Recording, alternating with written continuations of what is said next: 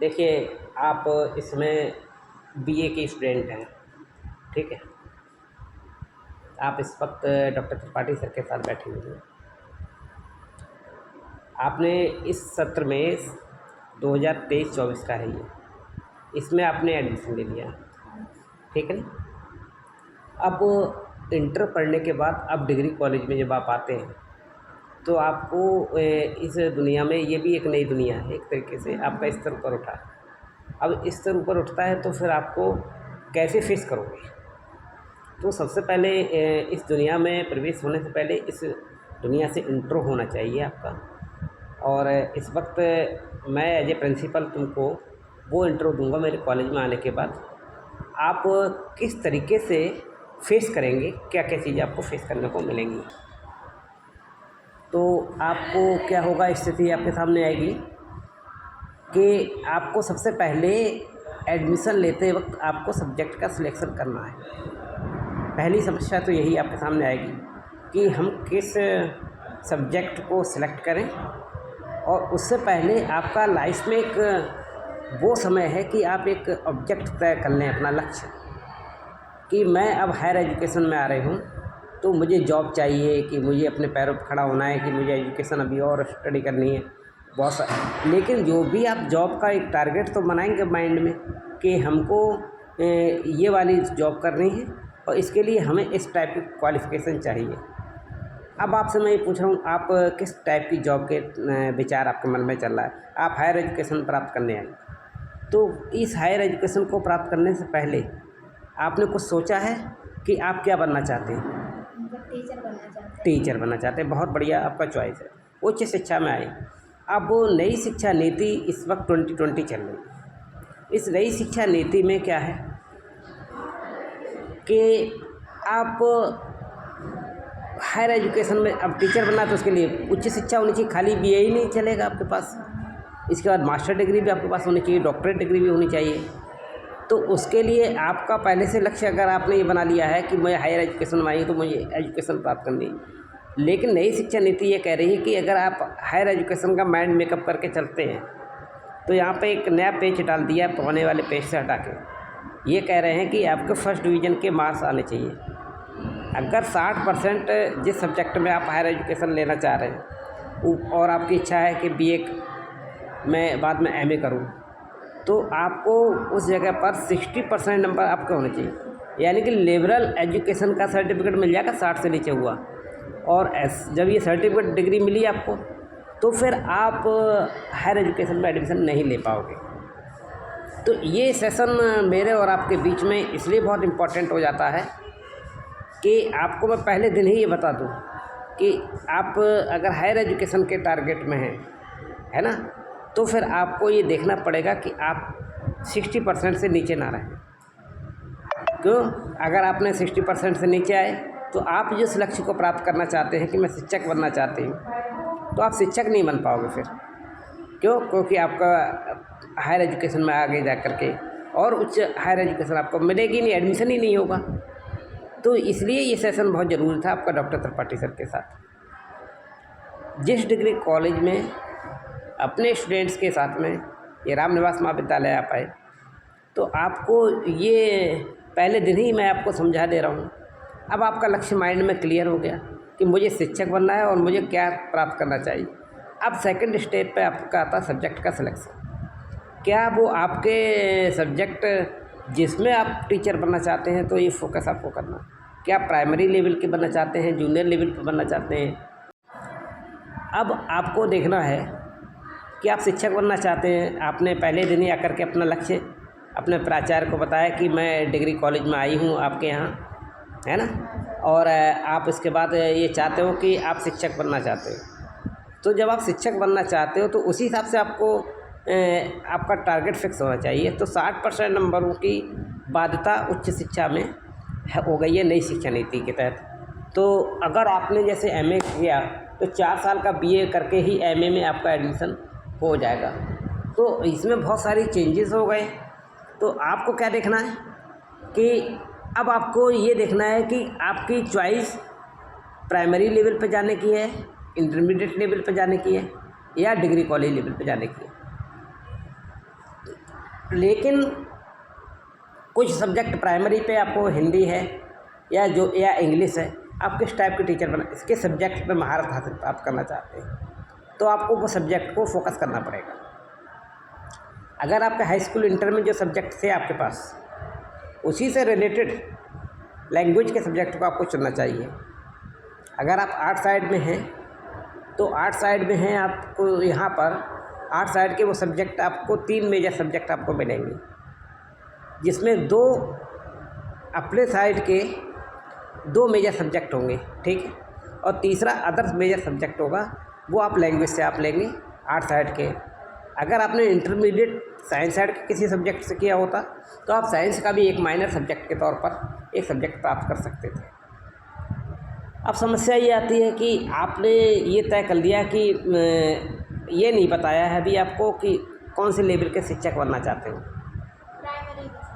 Primary के level बनना चाहते हो, ठीक है, प्राइमरी या जूनियर, प्राइमरी जूनियर तक आपका लक्ष्य है। तो इसका मतलब है कि आप BLED वगैरह करके आप निकल जाएंगे, ठीक है, बहुत बढ़िया है। पहला स्टूडेंट मिला है जो मुझे यहाँ पर एक उसके माइंड क्लियर है, तो ये बहुत अच्छी बात है। तो अब आपका इसका मतलब है कि हिंदी और इंग्लिश 2 भाषाएं आपके पास है, संस्कृत भी है अपने यहाँ। तो अब आपको ये देखना है कि इनमें से कौन सी भाषा आपको ज़्यादा अच्छी लगती है, इस पर आप कमांड लेना चाहोगे। इंग्लिश ज़्यादा अच्छा है। इंग्लिश बहुत अच्छी लगती है, तो एक मेजर सब्जेक्ट के तौर पर अगर आप इंग्लिश ले लेते हो, ठीक है ना, और दूसरा सब्जेक्ट क्या आप लेना चाहोगे, हिंदी। 2 सब्जेक्ट लैंग्वेज से हो गए आपके हैं, और तीसरा सब्जेक्ट आपने क्या लेना है, आपके पास समाजशास्त्र था इंटर के मार्कशीट में और सिविक्स था, ठीक है। तो इसमें से कोई भी एक सब्जेक्ट आप, सिविक्स से रिलेटेड है, पॉलिटिकल साइंस है, ठीक है, और सोशलॉजी आपको मिल जाएगा। तो आपने एक माइंड मेकअप कर लिया, बहुत बढ़िया रहा। तो अब इस पर आपको अब इतना तय करने के बाद अब जो आपका फर्स्ट सेमेस्टर चालू होगा तो इसमें आपको परीक्षा के मैं शेड्यूल के बारे में बताऊंगा, आपको किस तरीके से परीक्षा की तैयारी करके आगे बढ़ना होगा।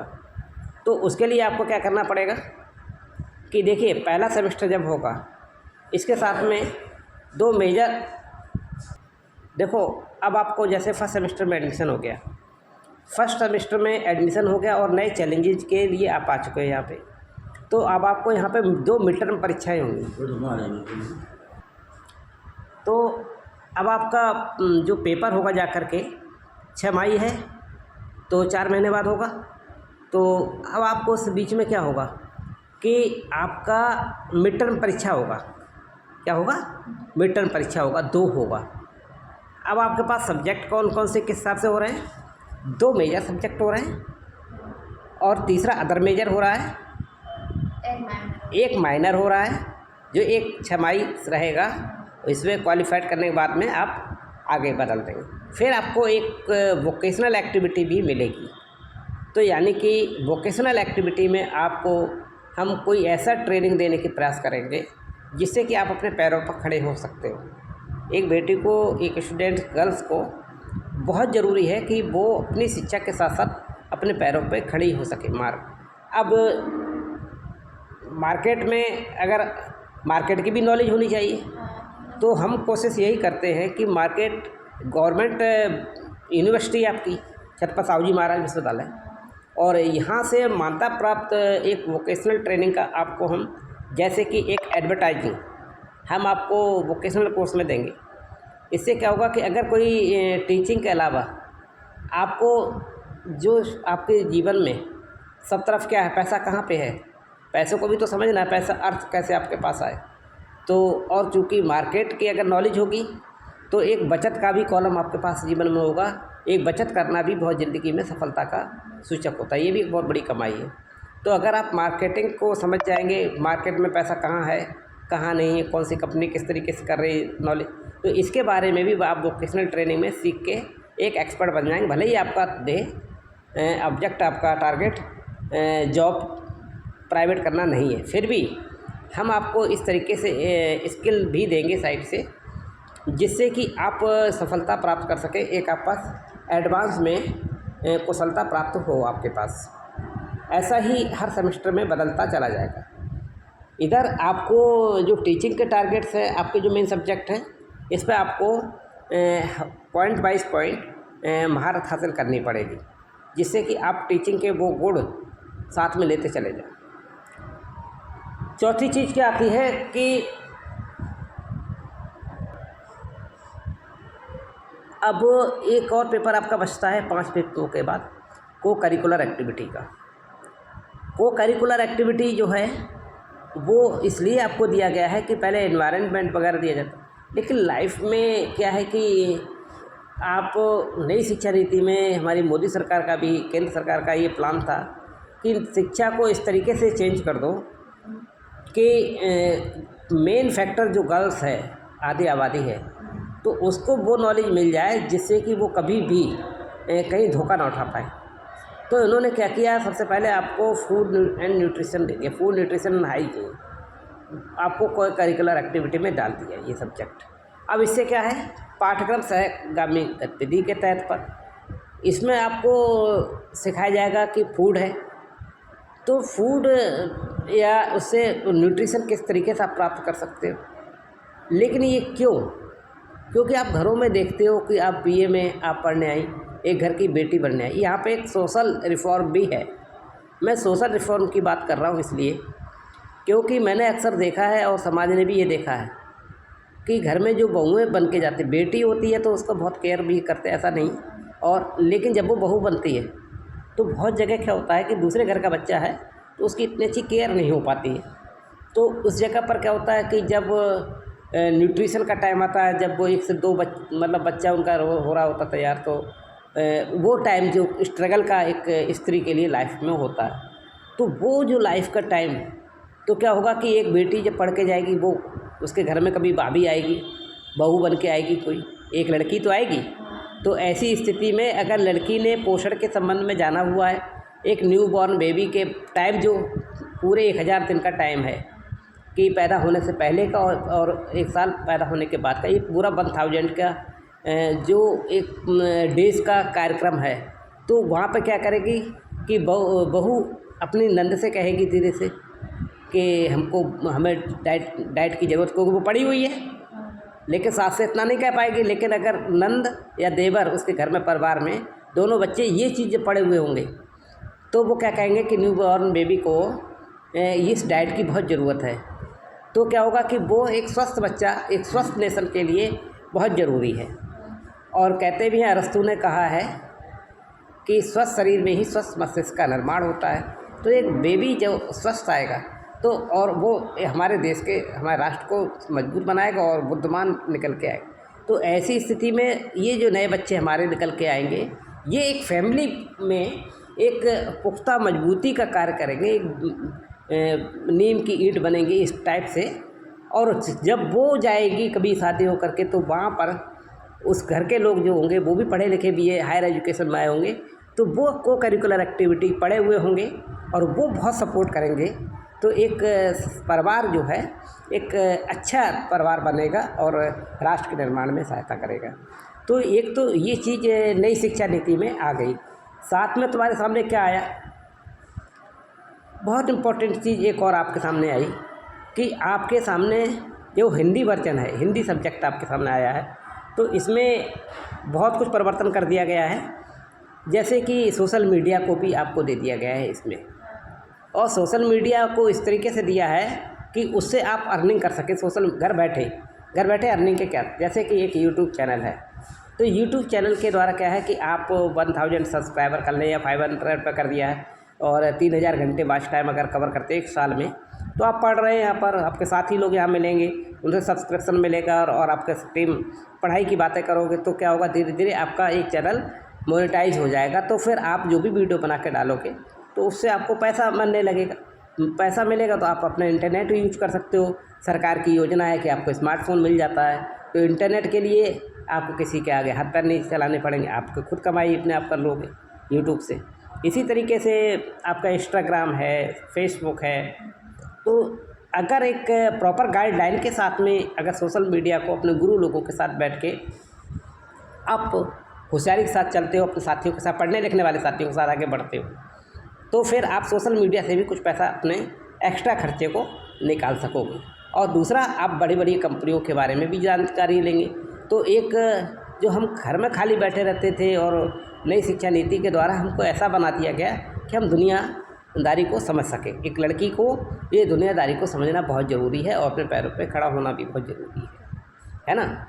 तो इसके अलावा आपको क्या किया गया, ये तो आपका पूरा मटेरियल मैंने बता दिया, लेकिन साथ में आपको 2 सेमेस्टरों में मिड टर्म परीक्षा भी देनी पड़ेगी, एक महीने बाद होंगी आपकी। इसमें क्या होगा कि आपको एक असाइनमेंट लिखना होगा, क्वेश्चन पेपर मिलेगा, आप घर पे जा कर के उसकी एक 10-10 रुपये की कॉपी खरीदेंगे। उसमें क्या करेंगे, उन 4 क्वेश्चनों में से कोई 2 क्वेश्चन अपने दिमाग से, अपनी बुक्स की सहायता से, इंटरनेट की सहायता से अपने दिमाग को खोलने की कोशिश करो। बस कि जब आप रिप्लाई लेके आओगे 10 नंबर का, ये 2 क्वेश्चन आपको करने होंगे असाइनमेंट के, हर सब्जेक्ट के, और ऐसा 2 बार आपको करना होगा। तो 10-10 नंबर का मार्किंग है ये।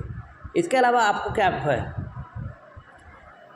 असाइनमेंट के अलावा आपको कोई भी पावर पॉइंट प्रेजेंटेशन है ना, वो आपके हिंदी में भी पावर पॉइंट प्रेजेंटेशन है। तो ये सारी चीज़ें हैं। तो मैम से पढ़ने या हाँ, तो अब क्या होगा कि आपको क्या करना है, पावर पॉइंट प्रेजेंटेशन भी दिखाना पड़ेगा। 10 नंबर का आपका ये होगा कि या तो आप चार्ट बना के लाएंगे, उसको एक्सप्लेन करेंगे, और या फिर आप कोई प्रोजेक्ट आपको दे दिया जाएगा, वो बना करके लाएंगे, और 5 नंबर की आपकी अटेंडेंस होगी। और 75 नंबर का आपका सब्जेक्ट जो है हिंदी है, तो 75 नंबर का 25 नंबर तो यहाँ से होगा, ये हमने बताए थे, और 75 नंबर का विश्वविद्यालय से परीक्षा होगी। ठीक है। और इसमें परीक्षा करने के बाद और जो को करिकुलर एक्टिविटी है, तो वो आपका पेपर हमेशा ऑब्जेक्टिव आएगा। ठीक है, कैसा आएगा, ऑब्जेक्टिव आएगा। और जो आपका ये 75 मार्क्स जो हैं, इसमें से आपको 25 नंबर लाने हैं 75 में से कम। लेकिन को करिकुलर एक्टिविटी में 75 में से 30 नंबर लाने हैं। और ये जो 25 नंबर जो हैं, ये सब, इन सब में मिनिमम 10-10 नंबर लाने ज़रूरी हैं। तो ये पूरी मैंने आपको एक तरीके की पूरी काउंसलिंग दी, आपको कितने मार्क्स कहाँ से मिलेंगे। और जो प्रैक्टिकल सब्जेक्ट होता है वो 100 नंबर का, साथ में जैसे एजुकेशन है, तो एजुकेशन में 100 नंबर का थ्योरी, 75 नंबर का थ्योरी हो गया, विश्वविद्यालय से 25 नंबर के असाइनमेंट हो गए, प्लस 100 नंबर का एक प्रैक्टिकल भी होगा। तो वो 100 नंबर प्रैक्टिकल कॉलेज में होता है। एक आपका जो वोकेशनल परीक्षा वाला जो पेपर है, वो कॉलेज के द्वारा ही 100 नंबर का परीक्षा यहीं से होगा। ठीक है। तो इस तरीके से मैंने पूरा फ्रेमवर्क आपको बता दिया कि आप इस सेमेस्टर में या आगे के सेमेस्टर में किस तरीके से प्रॉपर गाइडेंस लेकर के आगे बढ़ोगे। ठीक। तो आपका ज्योग्राफी एक प्रैक्टिकल सब्जेक्ट हो जाएगा, हिंदी इंग्लिश सब्जेक्ट है सिंपल, इसमें प्रैक्टिकल नहीं होगा। तो बने हैं डॉक्टर त्रिपाठी सर के साथ। कैसा लगा आज के पूरे सेशन? अच्छा लगा। ठीक है, गुड लक।